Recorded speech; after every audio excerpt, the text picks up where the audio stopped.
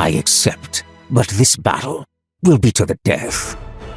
Yeah, it certainly will be. An aura of black flames ignited the air, both surrounding Cadell and billowing out and down in a wide cone. The arena floor where Arthur stood was obliterated, the earth blackened and burned away, leaving a widening crater the length of the battlefield, Arthur vanishing within it. Arthur had not moved, except he was now standing at the bottom of a deep crater.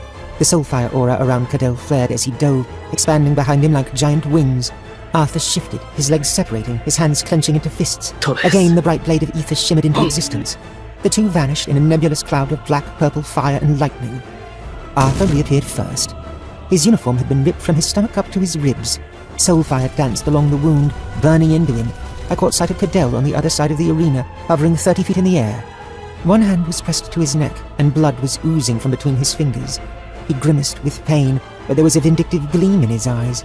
Arthur had turned to face Cadell, who was slowly drifting toward him, his nose wrinkled in a sour expression as he tried, and failed, to hide his surprise at Arthur's survival.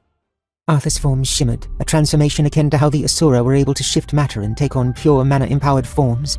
I sucked in a breath, momentarily taken aback as black scales grew over his skin and onyx horns jutted from the sides of his head, pointing forward and down to frame his jaw. Then he moved, gold shimmering between the black scales. Arthur adjusted his stance and conjured a sword, which cast its purple light over the blackened and battle-scarred ground. I've learned a few tricks since we last met. I hope you have as well. Otherwise this will be over far too soon. Your tricks are a mockery to the Asura, boy. The world blurred and my eyes locked onto Cadell, the first true monster that I had laid eyes upon in this world. I hurled myself into the air to meet him as Cadell fell from the sky like a bolt of dark lightning. A wave of black fire roiled out from his hand. I countered it with an etheric blast before slashing at his throat with my ether blade.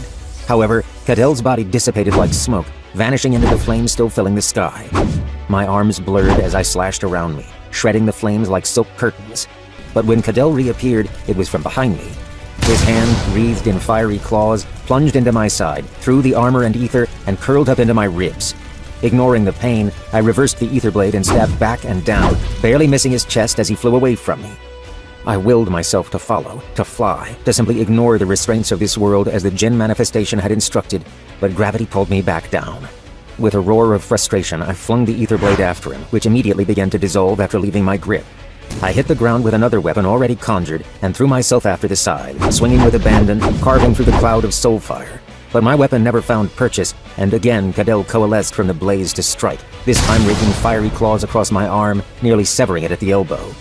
Dismissing the ether blade from my injured arm and conjuring it again in the other, I thrust at Cadell's chest with the full force of my momentum as I careened like a catapult stone through the air, but he burst into black flames and vanished back into the burning cloud.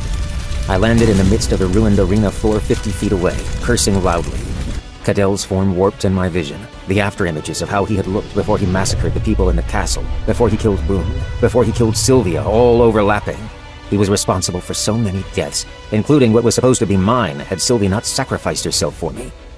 Death wouldn't be enough for him. I needed to crush him, to make him feel weak and helpless, just as I had felt. Here, in front of all of Alacria, Cadell would suffer. The cloud of fire dissipated, revealing Cadell hovering over the battlefield, a blade in each hand. One was the same black iron that Uto and Nico favored, but the other was void black, like a piece of night sky carved into the shape of a longsword. "You are lesser to the end," Cadell spat. Letting loose an etheric blast for cover, I burst across the ground before leaping at him, my blade poised. We crashed together. Black and purple sparks flew as ether impacted against his soulfire-sheathed weapons. I slashed and stabbed, but each furious blow was deflected.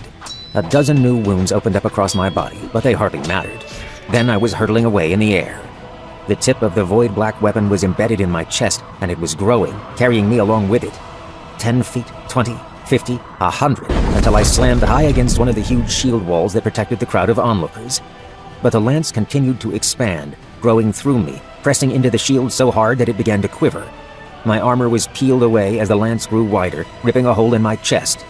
My ether blade lashed out, but the void black material shifted, moving and reforming around my sword. I hacked at it wildly, like an untrained boy trying to split a log. My head began to pound, my pulse racing, each beat of my heart sending blood pumping out around the edges of the lance. Then an icy coldness was pouring from my core, washing over the hot rage, dousing it in a focused kind of detachment. A shadow loomed over me. Regis in his pure destruction form. Huge wings of black shadow kept him effortlessly aloft. Regis floated above me protectively, and I could see his clash with Cadell, holding off another attack with a blast of destruction. After patronizing Nico, look at you. His voice was an inferno in my head. Get a hold of yourself. I spit up a mouthful of blood as the hole in my chest slowly grew back together. Finally, I was able to take a deep, heady breath. Yeah, I'm good now, I sent Regis with a sobering sigh. Purple flames erupted from Regis's jaws as a barrage of void-black missiles swarmed like a flock of corrupted ravens, spinning and darting around the purple flames, but not fast enough. Destruction leapt from one to the next, burning Cadell's decay attribute magic to nothing, then chasing Cadell up into the sky, forcing him to retreat. Patches of purple flame burned in the arena and over the shields, but they were quickly doused by my companion. I'd faced both soulfire and the black metal before, but the changeable, gusting black magic was a different attribute, likely wind, which meant Cadell could control at least 3 different elements, and he could combine them, like his ability to fuse soulfire and wind to meld into the atmosphere. His power was more versatile than mine, but mana didn't offer strong protection against ether.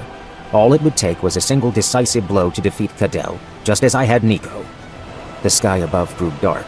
Cadell flew at the center of a hurricane of blustering, decay-infused wind, which coalesced like an impenetrable cloud. He jerked his hand downward, and a rain of black spikes and soulfire was launched from the cloud like a downpour of ballista bolts. Coal-black lines of infernal wind chased the burning spikes, pushing them faster and faster as they fell. I know you got your deep physical and psychological injuries to sort out, but I have a limit, you know, Regis thought, with a mental grunt of exhaustion. I noticed the shimmering, smoky apparition before Regis did. Cadell solidified from the gloom still cast by the clouds overhead, swinging down with a burning black blade. Activating Godstep, I appeared just before him, catching the attack with an etheric sword. I was just waiting for you to tap out, I answered, straining under the force of Cadell's blow. The Shadow Wolf dissolved, becoming immaterial and drifting into my body. Since you're back to making crappy jokes, I assume you've got it from here. Black metal spikes burst out of the ground between us. My sword swept cleanly through them, but it gave Cadell time to step back and bring up his own sword. Your new bond is a rather crude excuse of a beast. I think the word you're looking for is majestic, I quipped, hurtling forward and unleashing a flurry of cuts and jabs, pressing him further back. He tried to fly up into the air, but Godstep allowed me to cut him off, pushing him back toward the ground where we were on more even footing. Cadell may have been more versatile, but I was the better swordsman. Driving the ether blade into his ribs, I tried to slash sideways and cut him in half, but his hands closed around my arm, holding me there. Our eyes locked, and I took in a snide, cruel expression that seemed permanently affixed to his pale gray face. His chin jutted out proudly between the serrated horns that curled around below his ears, but the air of absolute confidence he usually exuded was long gone. He was worried, and he was afraid. I noticed the shadow almost too late. God stepping away, just as a spike several times the size of my body would have struck me, I watched from above as, instead, it crashed into the arena floor, dragging Cadell down into a huge crater. Something shifted in the shadows as I caught myself along the edge of one of the hundreds of black spikes sticking up from the floor. A creature, more shadow than man, crawled out into the light and stretched long, thin limbs tipped with jagged claws. Enough! His voice grated like teeth shearing through bone. There are no dragons around to save you this time, boy. Cadell's shadow-clad arms spread wide, and black fire began to boil out of him. Regis emerged beside me, fiery hackles raised, but only barely able to hold his normal form. My brows furrowed as I glanced down at my companion. Regis, you shouldn't... Relax, Princess. I'm no martyr. I'm your weapon, remember? Flashes of instructions blazed in my mind like a branding iron, showing me glimpses of Regis in a dark forest clearing. This is... How did... My vision darkened as Cadell's shadowy form barreled toward us. It's not perfected, but it'll probably still work. Just do it! As the flood of hellfire was almost on us, Regis closed his eyes, his lupine body growing shadowy and see-through as it became incorporeal. I raised the etheric blade in my hand, but rather than attacking, I reeled back and... I plunged the etheric blade into my companion. His body flared before enveloping my sword until the etheric blade grew larger and was sheathed in dark violet flames. It doesn't matter how many more tricks you pull out, Lesser, Cadell roared as his shadowy, demonic form neared. Cadell unleashed his arsenal of spells with abandon, a volley of blood iron, a maelstrom of void wind, a barrage of soulfire, but it was useless. The dark violet sword in my hand arced in jagged flames as my body blurred. Concise, wasteless movements carried behind the small openings carved out by my new sword. Arcs of violet tore through every spell spat out by the side, and his gleaming red eyes widened in fear more each time. Ignoring the icy grip around my core, I let Godstep carry me right in front of Cadell's distorted visage. I raised my sword over my head, destruction blooming in a blaze of violet. His ghoulish black arms crossed in front of him, wreathed in soulfire, black metal spikes materializing like shields. The blade came down, passing through the black spikes as if they were nothing but mist. He was crushed to the ground, and a shockwave rippled outward from us, toppling the 30-foot-tall spikes that jutted up just behind Cadell. Cadell struggled to regain his feet. His arms were flickering with soulfire and destruction.